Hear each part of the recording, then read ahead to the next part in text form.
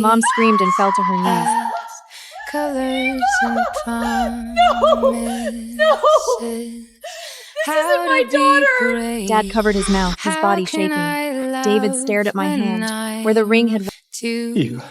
3 days ago, my parents tied my hands behind my back, forcing an entire bottle of mind-blocking potion down my throat. They didn't want me to fight back or ruin the ritual with the ceremony. So they threw me into the mine and left me there. Then I watched and worried that I would silence.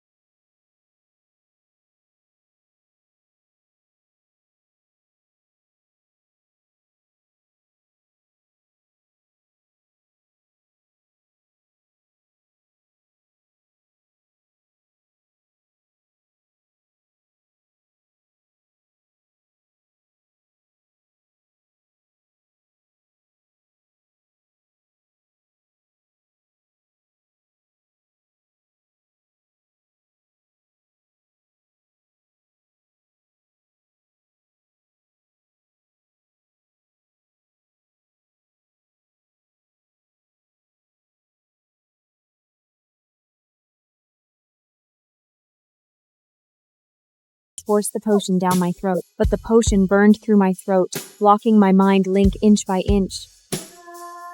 I could no longer call for help. I could no longer even reach my wolf. Dad tied my hands behind my back. Mom looked away, as if seeing my pain would make her guilty. Eva, don't make this harder than it has to be. We'll untie you once the ceremony goes smoothly. David stood at the door, his face twisted with guilt, yet he did nothing to stop them. Eva, just endure it for one day. Laura doesn't have much time left. I stared at him, the man who once promised to protect me from every injustice. For the first time, I realized his love could stand aside and watch me be destroyed. Then they dragged me into the family underground warehouse. The last thing I saw was the mine door closing. Someone, help please. I had wanted to tell David about the pregnancy at our mate bonding ceremony. My parents loved Laura, and the one I loved Laura too. At the same time, in the chapel, David was placing his hand over Laura's. I vow to love you as my mate. I vowed to protect you. The crowd cheered. Their ceremony went off without a hitch, and all I could do was watch. They went to the northern mountains for their honeymoon as I floated silently behind them. At the foot of the northern mountains, they strolled hand in hand across the snowy fields. Golden sunlight bathed them in a soft, warm glow. Tourists nearby snapped photos and praised them for being such a beautiful couple. They look perfect together. Even my usually conservative parents smiled and cheered them on from the sidelines. They had long forgotten that my body was still left abandoned. No one could hear my desperate cry. So, who would care about getting justice for me? David, do you think my sister is mad at me? She hasn't called. Laura leaned against David's chest, faking a weary as she asked. David gently stroked her hair. No way.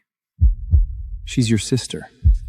And with the Wolfie bath in your system... He gazed at her intently. This was your only shot. Eva's not unreasonable. I'll be nicer to her from now on. That's all. Laura gave a nod, her eyes instantly regaining their shine. She grabbed his arm and joined Mom and Dad as they boarded the helicopter to enjoy an aerial view of the snowy mountains. That flight, costing tens of thousands of dollars for a single experience, was more than I could earn in a year. However, Laura could enjoy it without the slightest guilt. After the trip, they treated themselves to a luxurious dinner. I floated behind them in silence as they checked in at hotel, the most extravagant hotel in the werewolf pack. I turned and drifted into my parents' room. They were lying against the headboard in bed. Dad sighed, shaking his head while Mom massaged her temples. Normally, they'd be fast asleep by now. My mom pulled out her phone and tried calling me. Eva. However, all she got was a busy tone, their faces twisted in confusion, anxiety flickering in their eyes. They'd slap me with one hand and offer candy with the other. It never failed to work. All they had to do was take the first step and reach out, and I'd cave every time. This time, no one was on the other end of the call, eagerly calling them Mom and Dad. Mom looked at Dad with a worried expression. Honey, Laura's not exactly the sharpest at work, so why do you keep spoiling her? I also want to know why. When we're gone, she'll burn through the family's fortune in no time. I really thought we could count on Eva to take care of us when we're old. So, in their eyes, am I nothing more than a caregiver who will look after them when they grow old? Even though, deep down, I had long harbored a vague awareness of it all, I still couldn't help but feel a pang of sadness. But she didn't answer just now. You don't think she's actually mad at us, do you? For giving her life, she owes us everything. And Laura was dying. As her older sister, she should be happy to help. What right does she have to be upset? Honestly, we've been too soft on her lately. She's forgetting her place. I listened to those words in silence, my eyes burning. At that moment, I was relieved I was dead. I was dead. My parents no longer have to look at me with disdain. I was dead. I no longer have to make concessions for Laura. I was dead. They will be happy? David tossed and turned all night near dawn. He suddenly sat up, drenched in sweat. In his dream, I stood in my wedding gown, covered in blood. He finally dreamed of me, but only after my body had begun to rot. David opened an old photo of us at Lycan Academy. His fingers trembled so badly that the screen kept slipping. Laura woke behind him and instantly softened her voice. David, are you thinking about Eva again? I know I don't have long. Please don't make my last days feel stolen. David froze. Guilt swallowed the faint panic in his eyes. I'm sorry. I won't look again. He deleted our photos one by one. Later, Laura walked over to the floor-to-ceiling window holding her phone. Don't worry. The contents of the warehouse will never be exposed. My soul went ice cold. So the rogue wolf was never an accident. Who was on the other end of that call? I followed Laura through the resort's back alley until she entered a private booth. My former friend, Lena, was waiting there with a sealed envelope. Here. A fresh wolfsbane diagnosis. Same doctor's stamp. No one will question it. Laura took it and laughed. Perfect. Eva was always too obedient. Once Mom and Dad tied her up, all Robert had to do was release the rogue into the mine. My dead heart seemed to crack again. Lena lowered her voice. You promised this wouldn't touch me. Relax. Eva will never crawl out of that mine. By the time anyone remembers her, there won't be much left. She didn't just want David. She wanted my life, my work, my inheritance, everything. As Laura gloated, I noticed Lena's hand under the table. A tiny recorder was blinking red. A traitor like Lena might become the knife that cuts Laura open. At the resort banquet, Laura presented pastries under my name. The elder food critic took one bite and slammed his fork down. This is an insult. Eva Corner had talent. You threw a pearl into mud and crowned mud in her place. He canceled the hotel's century-old partnership on the spot. David's face turned ashen. We're going home. Now. Laura collapsed into tears and clutched her belly. If you abandon our honeymoon, I might not survive the trip back. Mom and Dad begged him to stay.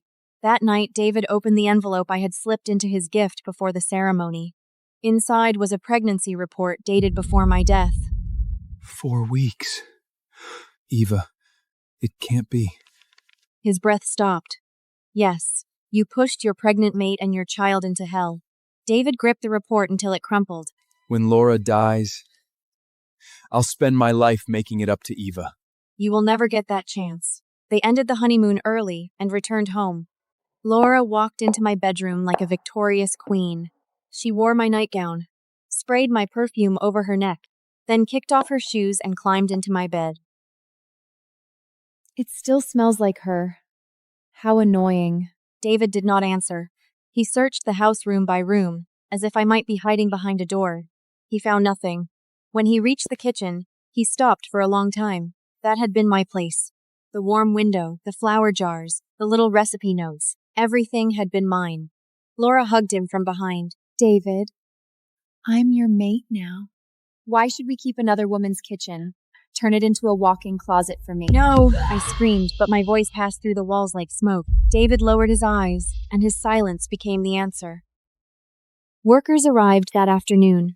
David stood at the doorway, jaw tight. Laura, Eva is still my mate. This kitchen... Laura's tears fell at once. Still your mate? Then what am I? A joke you held in front of the whole pack? She pressed his hand against her chest. Everyone saw our ceremony. I gave you my life. Don't humiliate me now. David's resistance broke. Do what she wants. Laura immediately pointed at my shelves. Throw those pans away. They're old. And that mixer, too. It looks cheap. A worker hesitated. Sir, these tools are high-end custom pieces. Then sell them as scrap. I don't care. One by one, my knives, molds, and recipe boxes were dragged out. David knew how hard I worked for every item, but he watched silently as Laura erased the only place where I had ever felt alive. Much better. The kitchen became a bright, cold closet. Rows of Laura's gowns hung where my ovens used to stand. David knew my parents had always favored Laura. He knew that kitchen was the first thing I built for myself. In the corner, he found a small framed photo of me dusted with flour. He looked around, then quietly slipped the photo into his pocket. At hotel, the sous chef rushed toward him. Mr. David, Eva hasn't come in for weeks. The temp chefs can't handle the banquet orders. Guests are demanding refunds. David frowned and dialed my number again. Only silence answered. David slammed the phone down and overturned a table. How long does she plan to snow? He forgot he had already fired me for absence and named Laura head pastry chef. The hotel staff watched him in fear. Sir, without Eva, the signature menu is collapsing. For the first time, David looked genuinely afraid. In the hotel suite, David stood before the floor-to-ceiling windows, looking somewhat displeased. Laura wore pajamas, slowly emerged from the bathroom and wrapped her arms around his waist. Still worrying about my sister? No, she isn't worth me wasting any emotion on her. He turned around, and upon seeing her attire, his breathing grew heavy around him. Am I kidding? Stolen tenderness. I want you so much I can't think.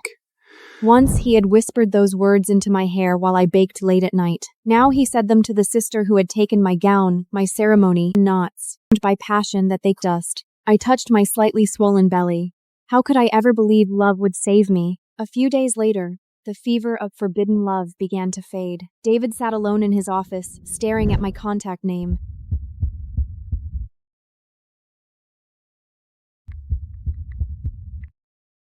And we'll talk.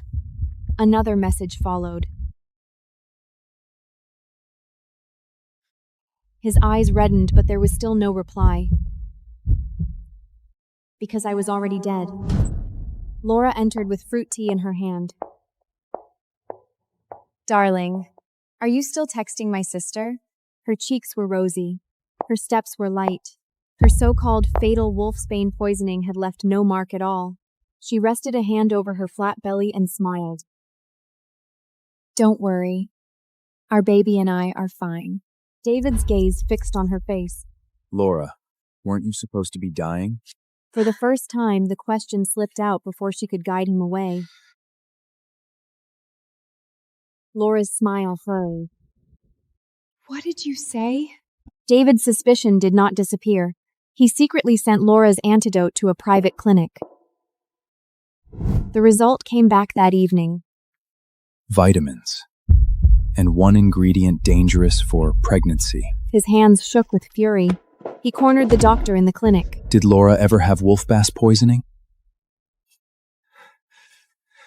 Mr. David, medical privacy. David slammed the report on the table. Answer me! The doctor stammered long enough for David to know the truth. He returned to the suite and hid a recorder under the lamp. Laura sensed the danger faster than he expected. That night, she injected herself with a tiny dose of Laura! My baby! David rushed her to the hospital, guilt crushing his doubts again. But the recorder had already captured Laura's earlier call. Used just enough to scare him, not enough to hurt me. David replayed it until his eyes turned bloodshot. I was her knife. From the start. Lucy realized something was wrong when my messages stayed unread for too many days. She stormed into hotel and grabbed the front desk by the collar. Where is Eva Corner? She was fired. Misfired. Miss Laura replaced her. Lucy's eyes sharpened. She went door to door near the villa until a neighbor handed over the video hard drive. The car drove toward the abandoned warehouse. Lucy ran there before sunset. The moment she reached the entrance, her wolf surfaced.